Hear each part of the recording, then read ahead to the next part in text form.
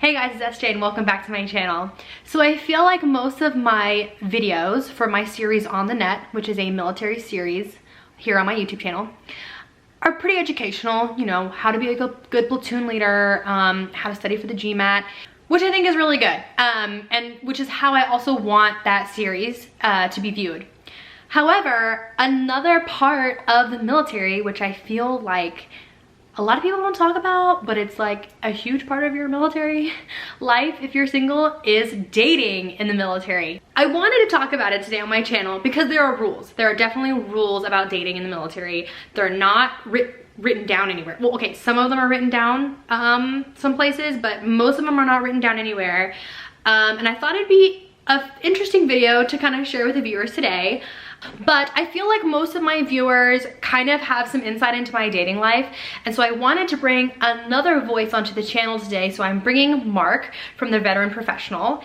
The Veteran Professional is a blog that Mark started that helps veterans transition into getting their MBA, and it's a great resource.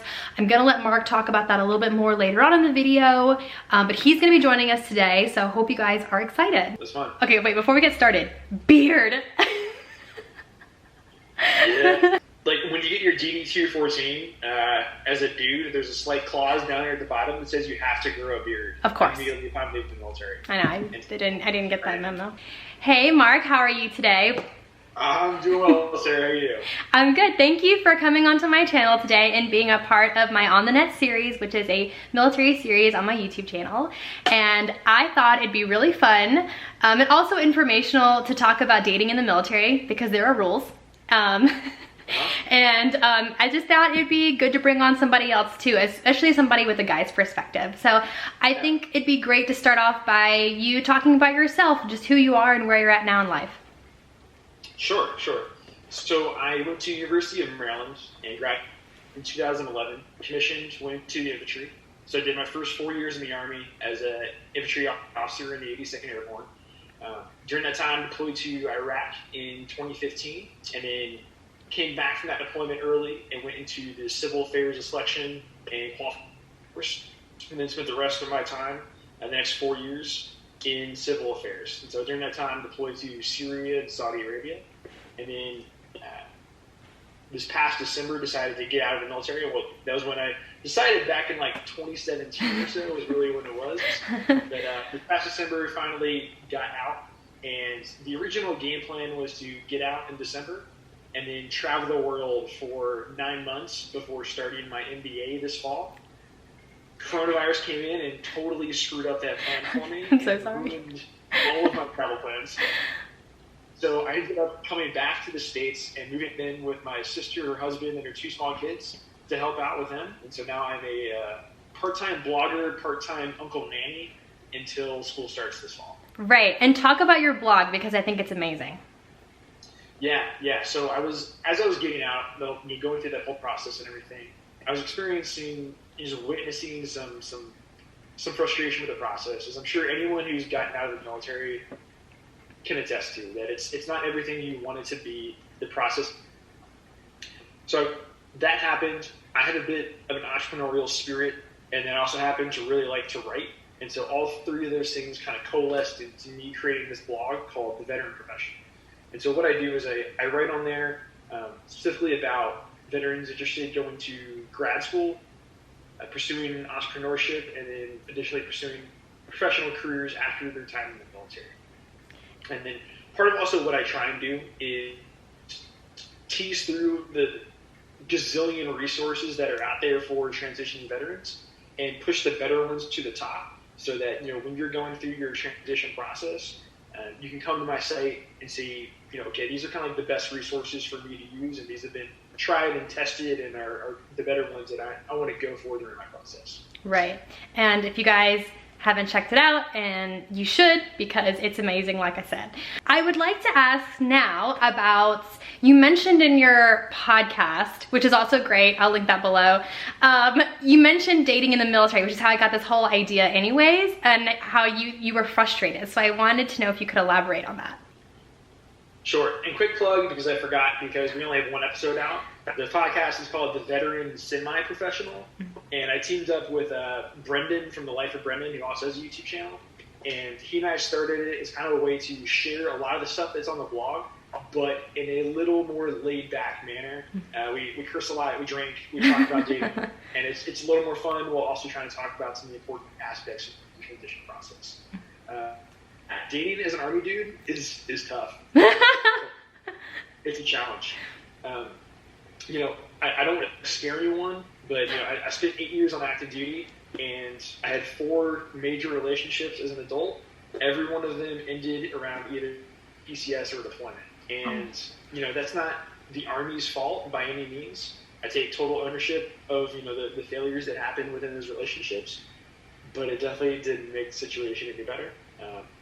It's a challenge, and it's a balance of, you know, those 8 years that I had in were awesome. I wouldn't trade them for the world, and if I would go back, I would do it every single time. However, it comes at a cost, and eventually, you know, part of my decision to decide to get out of the Army was that seeing that part of my life, amongst other things, was getting off balance, and so yeah, that kind of pushed me out in some ways. Well, thank you for sharing that. I appreciate that. So with your experience that you've had, what recommendations and tips do you have for people that are in the military and want to date? Yeah, sure. So this is going to be kind of specifically tailored towards guys, because we have a little more unique situations, especially if you're like a big base. You know, I was at Fort Bragg, which is like 40,000 people. It's the dude center of the universe. Okay. There's some other unique challenges. One being that, like, there's a ton of demand and very little supply. So basic economics are going to tell you that there's going to be a market squeeze somewhere. Right? My bits and pieces of advice, like, if I could go back to myself as a brand new second lieutenant, starting off and being like, Mark, here's the things you need to know to be a little more confident and get yourself started dating successfully while being on active duty. One, be upfront about being in the military. You know, especially on like dating apps and like going to other cities and like talking to women and everything. It's gonna come out eventually.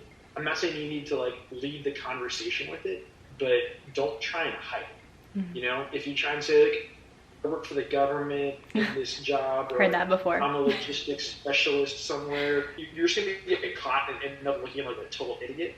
So you don't need to be, it doesn't need to lead a conversation or anything. Just say, you know, when it comes to a natural point, I'm in the military, this is what I do, and, you know, this is kind of a bit about who I am and why I joined and everything.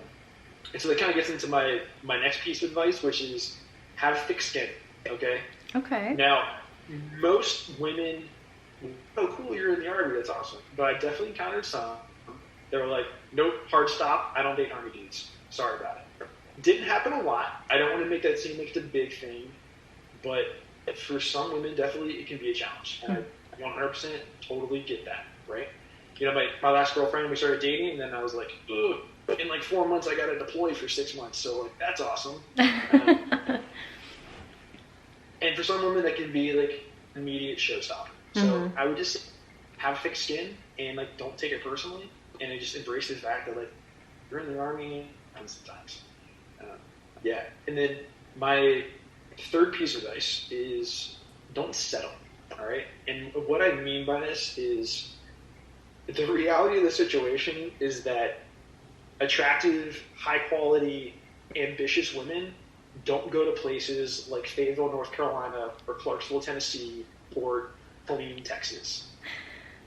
I'm not going to say that's 100% true, but it's pretty close. Okay?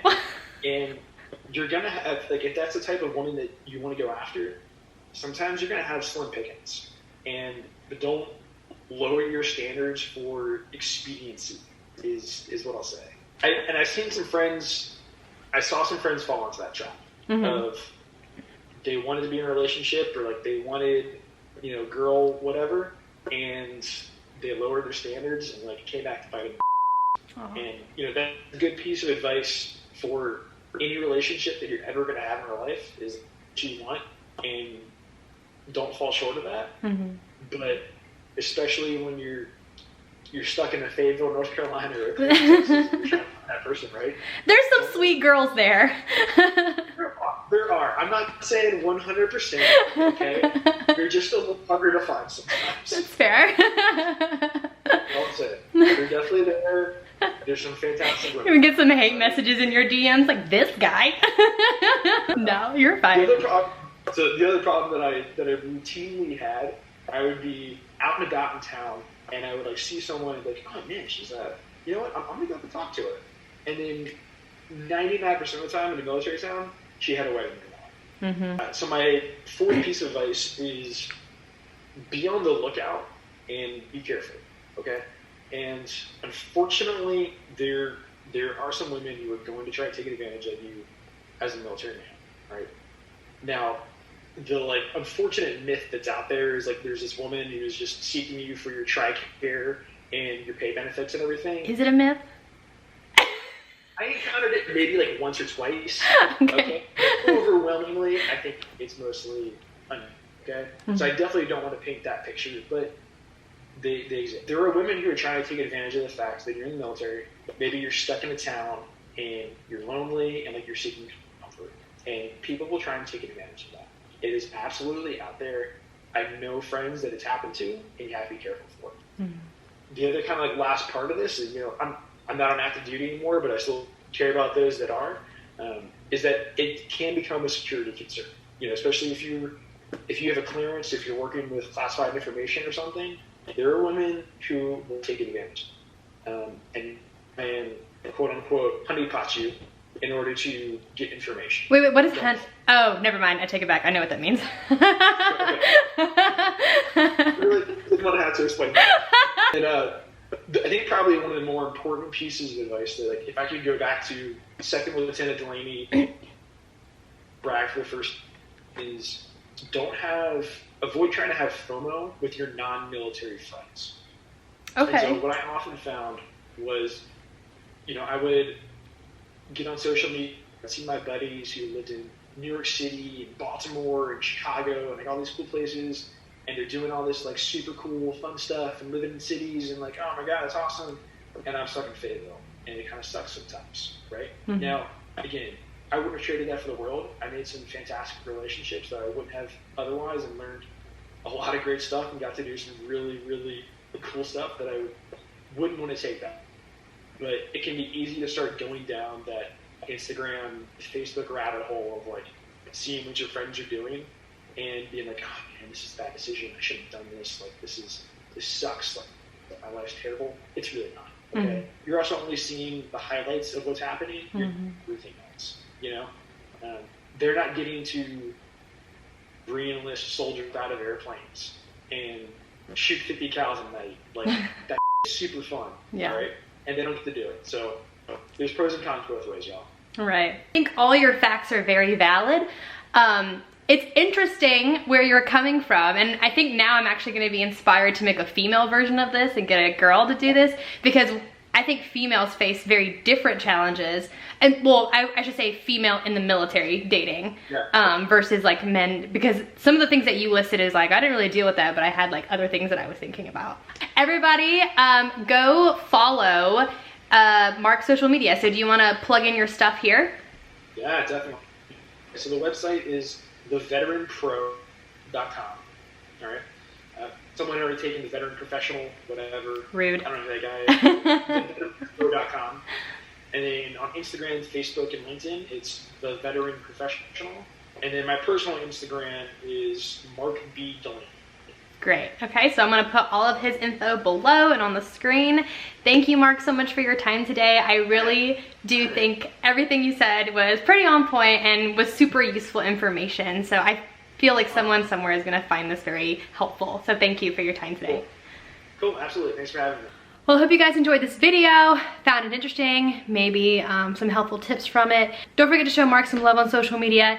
Don't forget to hit the subscribe button if you enjoyed this video. Give this video a like as well. Here's all my social media, and comment below Any other video ideas that you might have? I'm now thinking about doing a female perspective on dating in the military. But that's about it, folks. And I hope you guys enjoyed it. I'll talk to you guys later. Bye.